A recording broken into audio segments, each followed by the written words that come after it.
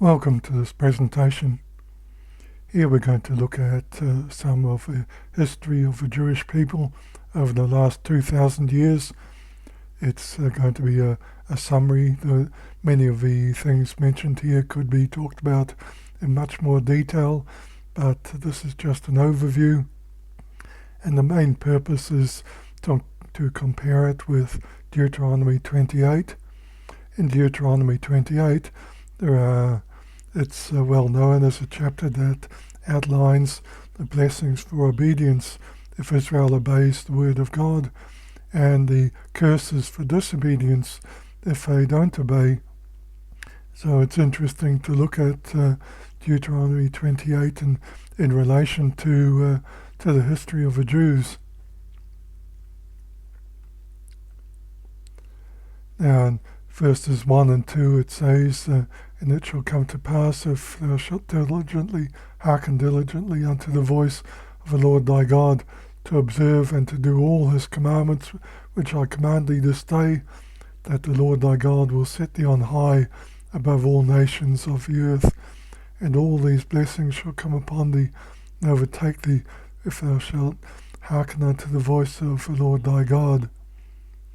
So here we see a promise that there will be great blessings from listening to the voice of their God.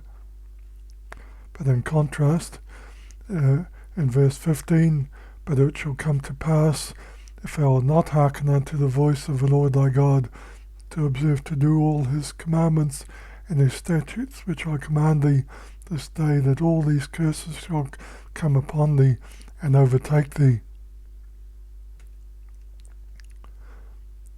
Now, it's important before we continue, we're not under the Old Testament anymore.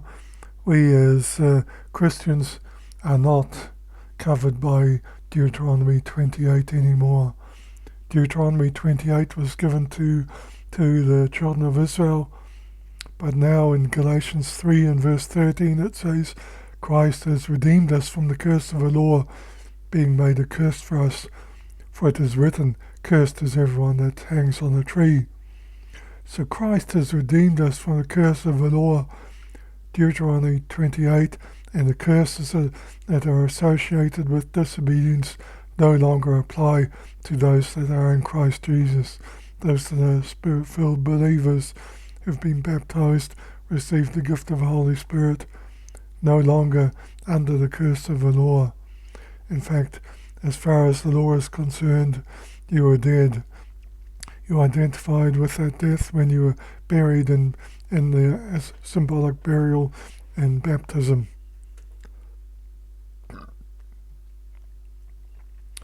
But what about the Jews? They themselves rejected Christ.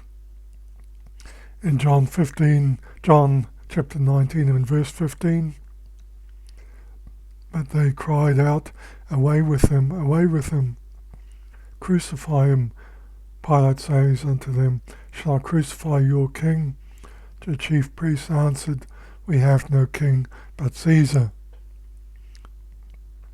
So the chief priests, as representative of the Jewish people, say, "We have no king but Caesar." They disowned Jesus. They said, "Away with him, we want nothing to do with him." In Matthew 27, verses 24 and 25, when Pilate saw that he could prevail nothing, but that rather tumult was made, he took water and washed his hands before the multitude, saying, "I am innocent of the blood of this just person. See ye to it." Then answered all the people and said, "His blood be on us and on our children," which is a frightening thing to say. They were taking responsibility, and the blood guilt was going to be on them and on their descendants, their children. So we see quite clearly that they had rejected Christ, that whatever promises were there in the New Testament age, they wanted no part of it. Now, in previous videos we've talked about the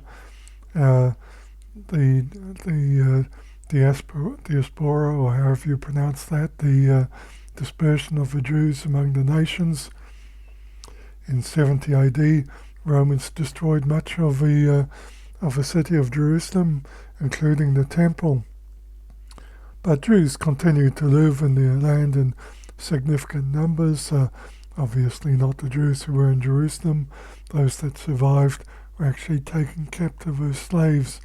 Up to 95,000 of them were taken as slaves. But those that weren't in Jerusalem, and submitted to the Romans, they continued to live in the land for a significant period of time. But then, about 60 years later, there was another revolt, and this time the Romans were not so happy with the revolt. Most of the Jewish population of central Judea was essentially wiped out, killed, sold into slavery, or forced to flee. And they were completely banished from Jerusalem, and the Jewish population, whatever there was now, was centered on Galilee. And many people moved to other parts of the Roman Empire after around 130 AD.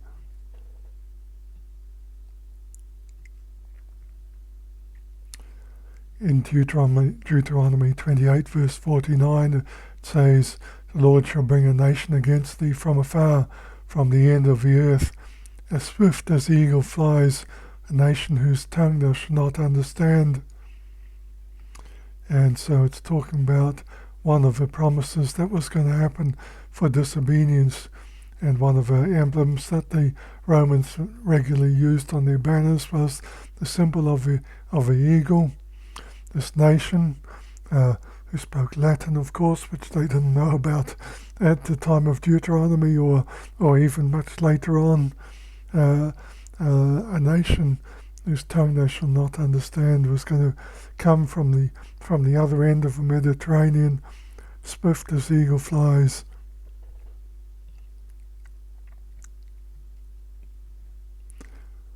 Now, eventually, the pagan Roman Empire was replaced by a Christianized Rome. At first, under Constantine, Christianity was tolerated, and then later on, Christianity became the official religion around 381 AD under Emperor Theodosius.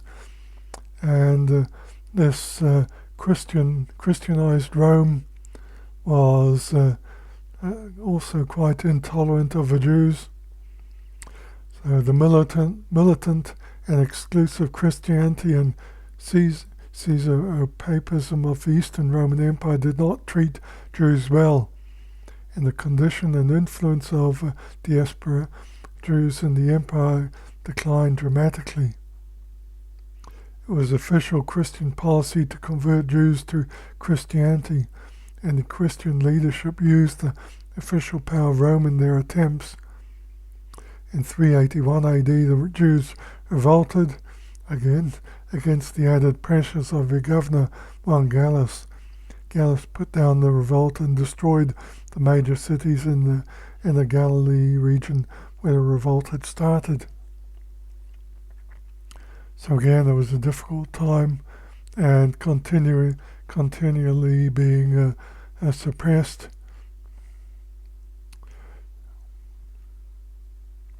In the beginning of the 5th century, the Emperor Theodosius issued a set of decrees which established official prosecution against Jews.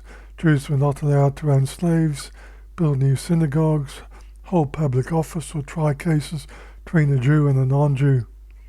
Intermarriage between Jew and non-Jew was made a capital offense, as was a Christian converting to Judaism.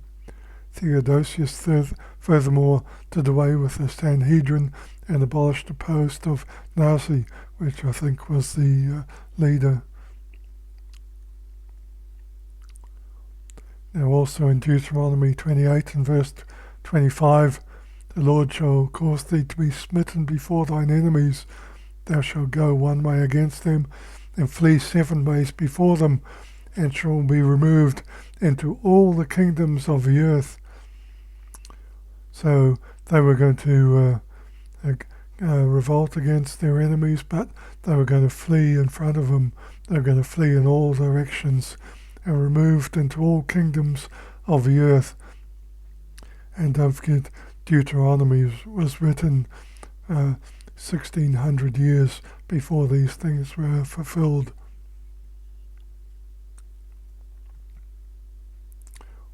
Eventually, with the rise of Islam, we saw the political power of the Arab Muslim Empire, and around 638 AD they captured Jerusalem, and Jerusalem is considered Islam's third holiest city after Mecca and Medina.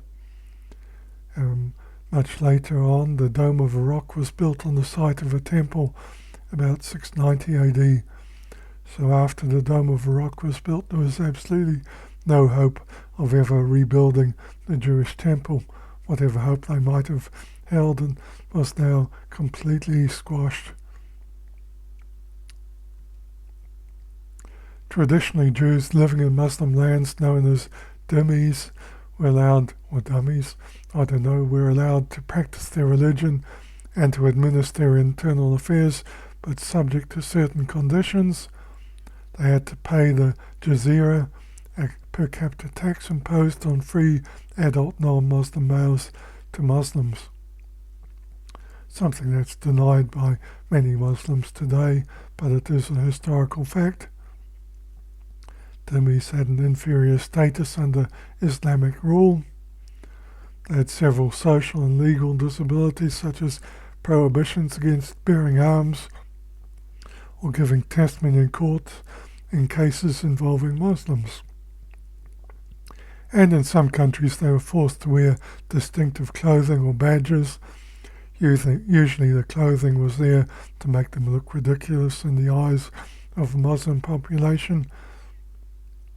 Again, many of these things completely denied by the Muslim world today. But these are things that happened to varying degrees in various parts of the Muslim world. Again, coming back to Deuteronomy 28, verse 43, the stranger that is within thee shall get up above thee very high, and thou shalt come down very low. And we see this fulfilled very precisely in the lower status within the Muslim world where they were living. The stranger, this strange religion that they hadn't even a concept of, was going to get very high above me, and they were going to be brought very low. There's even a story that a Jew riding a donkey had to dismount when passing a Muslim, so brought low indeed. And the 11th century, so we're moving on in time, the 11th century saw Muslim pogroms against Jews in Spain. By then the Arab Muslims had conquered Spain. Those occurred in Cordoba in 1011 and in Granada in 1066. Decrees ordering the destruction of synagogues were enacted in the Middle Ages in Egypt, Syria, Iraq, and Yemen. Jews were also forced to convert to Islam or face death in some parts of Yemen, Morocco, and Baghdad at certain times.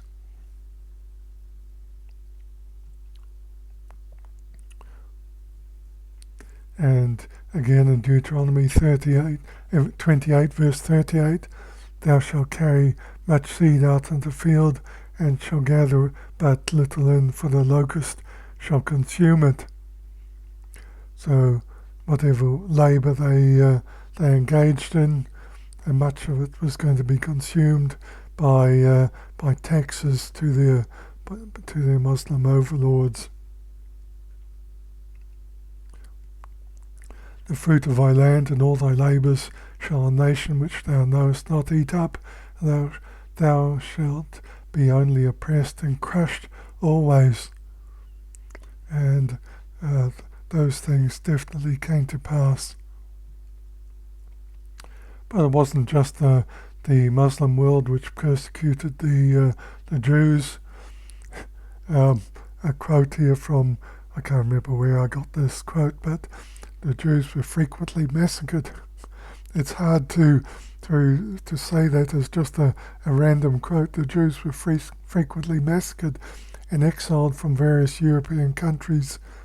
The persecution hit its first peak during the Crusades. In the First Crusade, 1096, flourishing communities on the Rhine and the Danube were utterly destroyed. See German Crusade, 1096. In the Second Crusade, 1147, the Jews in France were subject to various massacres. The Jews were also subjected to attacks by the Shepherds' Crusades of 1251 and 1320. The Crusades were followed by expulsions, including in 1290 the banishing of all English Jews. In 1396, 100,000 Jews were expelled from France, and in 1421, thousands were expelled from Austria. Many of the expelled Jews fled to Poland. So many of them fled eastward into Poland and then into Russia. When it talks there about the First Crusade, there were obviously Jews still living in Jerusalem when the Crusaders came, and the Jews actually fought with the Muslims because they counted the Muslims as the lesser of two evils, presumably, and so the Crusaders really didn't like that very much.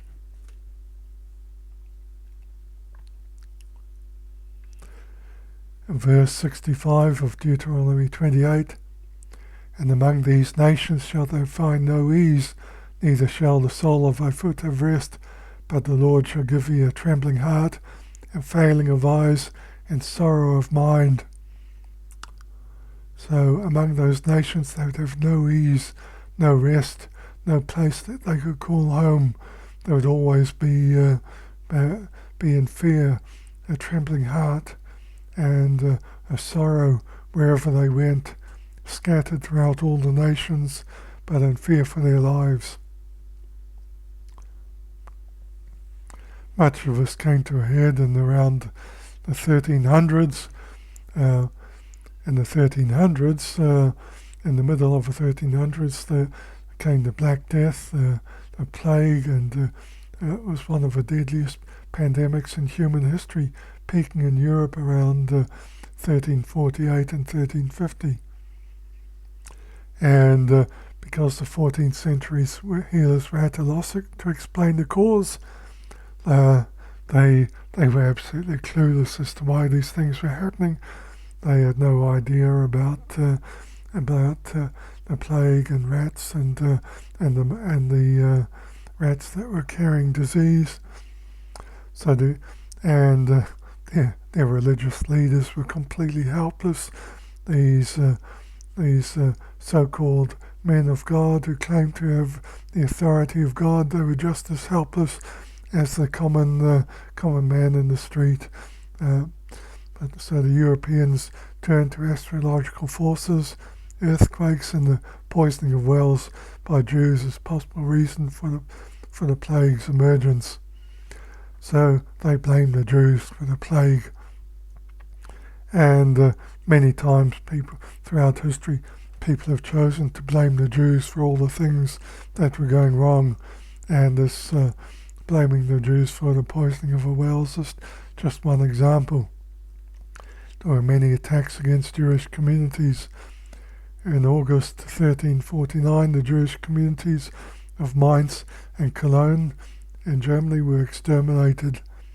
In February of that same year, the citizens of Strasbourg murdered 2,000 Jews.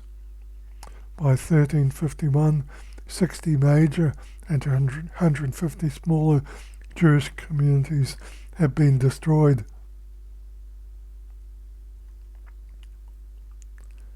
Now the Jews had spread to various parts of the world. It spread all the way into parts of Africa, even made it as far as India and China.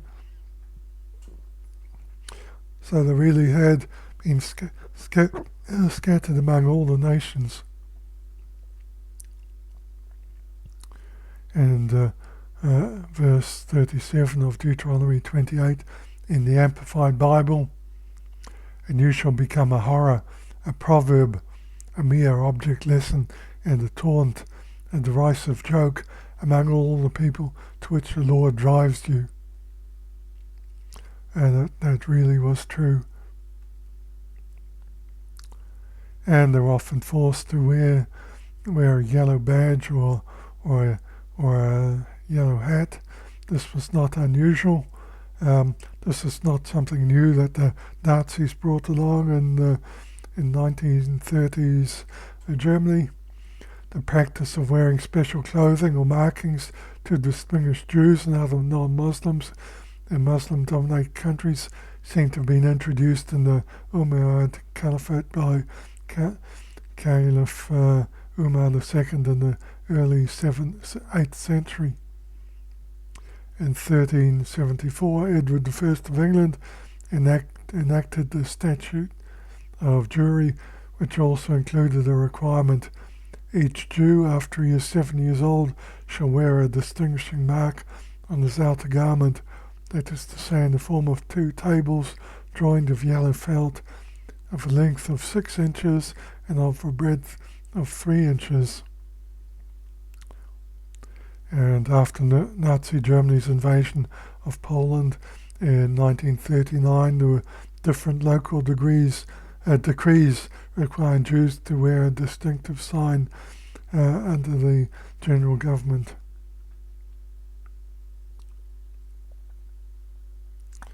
Also, there was the infamous Pope Paul IV, who had a very short reign but very memorable. On the 17th of July 1555, Pope Paul IV issued one of the most infamous papal bulls in church history. The bull Cum Nimis Absurdum ordered the creation of a Jewish ghetto in Rome. Again, nothing new when you hear about the Nazis creating Jewish ghettos during World War II. So a single gate locked every day at sundown was the only means of reaching the rest of the city. The Jews themselves were forced to pay all design and construction costs, so they were forced to pay for their own prison. All Jews were forced to wear distinctive yellow hats, especially outside the ghetto. They were forbidden to trade in everything but food and second-hand clothes. His anti-Jewish legacy endured for over 300 years. So this was very much baked into European culture. Now when we come to the Spanish Inquisition, there was also a lot of action against the Jews. Many of the Jews were had converted to Catholicism nominally. They could turn up to Mass and pretend that they were good Catholics, but secretly they were still Jews, and the Spanish Inquisition was there to root out these false conversions. So with the Inquisition there was the expulsion of Jews from Spain. They had recaptured Spain from the Muslims, and the repression of conversos, the false converts. The Alhambra decree, which ordered the expulsion, was issued in January 1492. The number of Jews who left Spain is not even approximately known. Historians of the period give extremely high figures.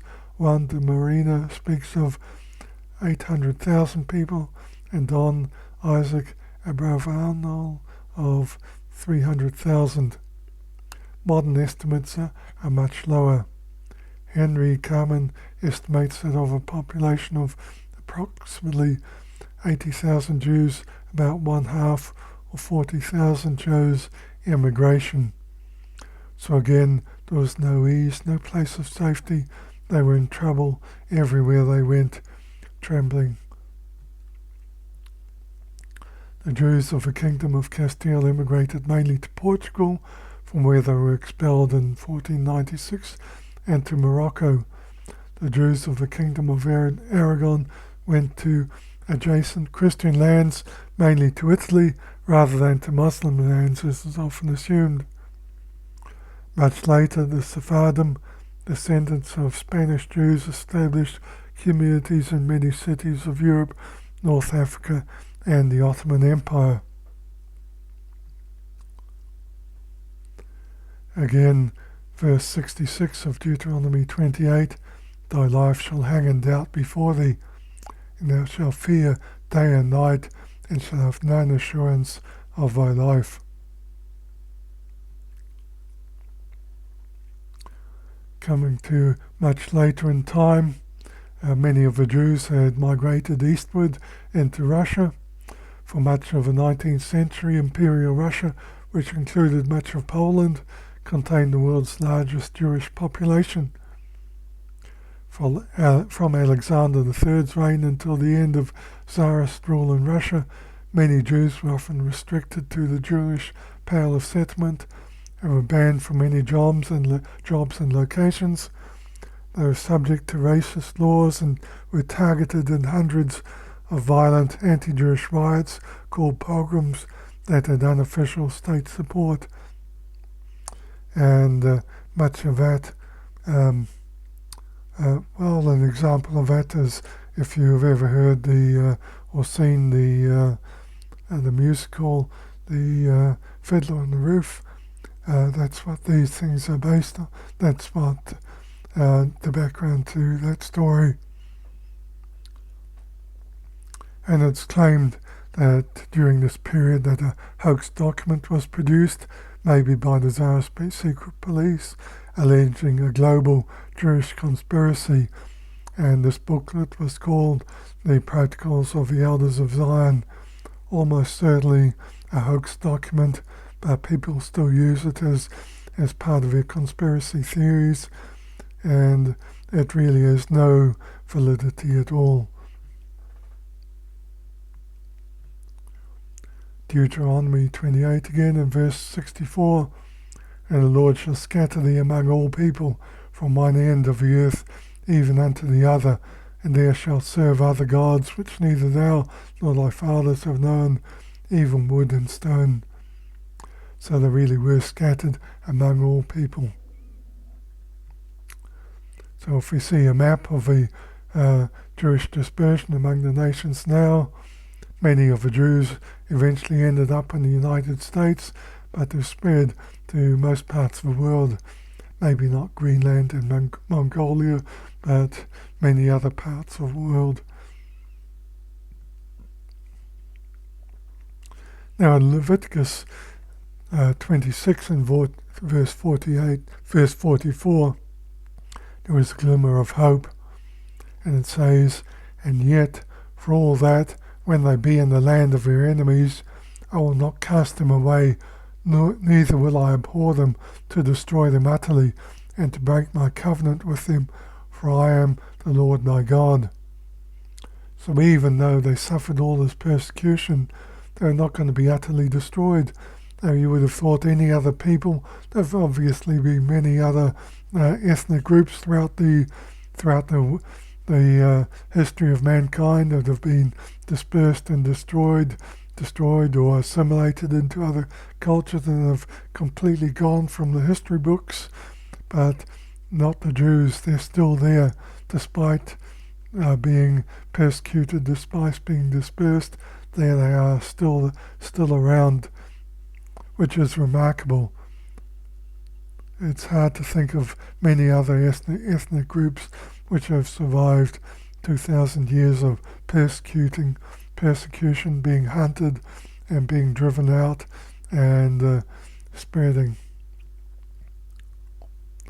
Now, just to confirm that they have survived through the ages, there have been genetic studies of the DNA of Jewish groups, and I'd suggest reading more about this yourself. It's an interesting topic.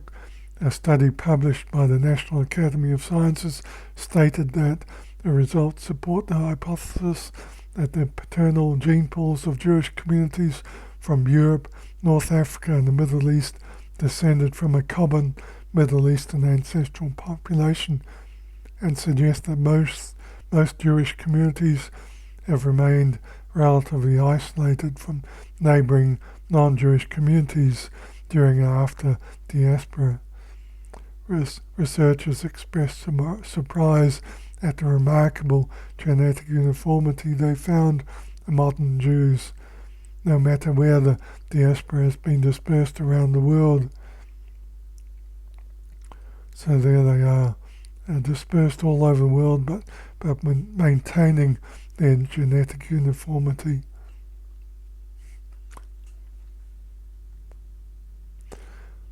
Furthermore, when they looked at the priesthood, which was an even narrower group, a group descended from the sons of Aaron, it says the DNA analysis determined that modern Jews of a priesthood tribe, Kohanim, shared a common ancestor dating back about 3,000 years.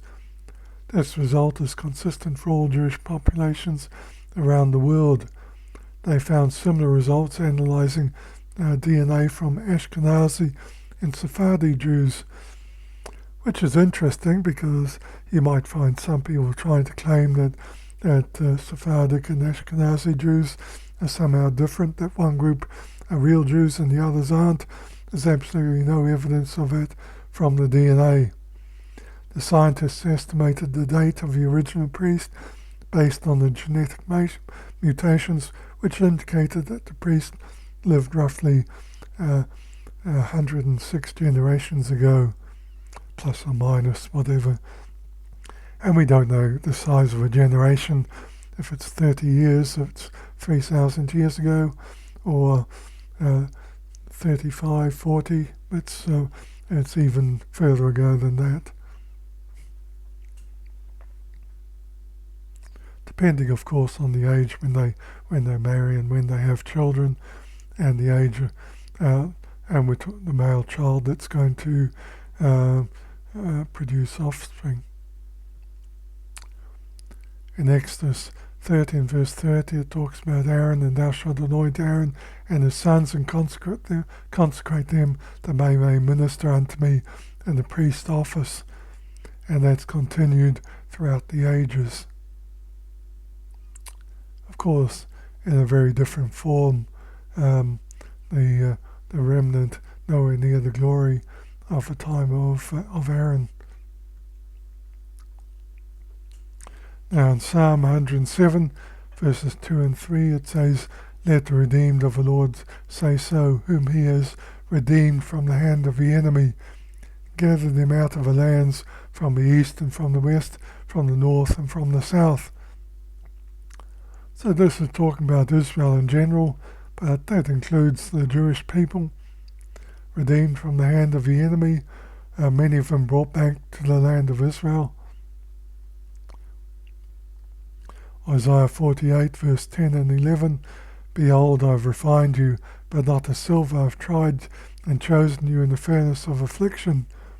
For my own sake I do it. I refrain and do not utterly destroy you. Why should I permit my name to be polluted and profaned? Which it would be if the Lord completely destroyed his chosen people. And I will not give my glory to another by permitting the worshippers of idols to triumph over you. So the Lord, for his own name's sake, didn't utterly destroy Israel, didn't utterly destroy the Jews, but he allowed them to continue, but they were refined and tried in the furnace of affliction. And the final verse to think about, Romans 11, verse 22, Behold therefore the goodness and severity of God, on them which fell severity, but towards thee goodness, if thou continue in this goodness, otherwise thou also shall be cut off. So a grave and serious warning. Israel, Old Testament Israel, is supposed to be a witness to the nations around them of what happens when you obey God, but instead they chose disobedience, so they are a witness of what happens when people disobey God. the goodness and severity of God. So a few things to think about there and meditate on. Thank you for listening to this presentation.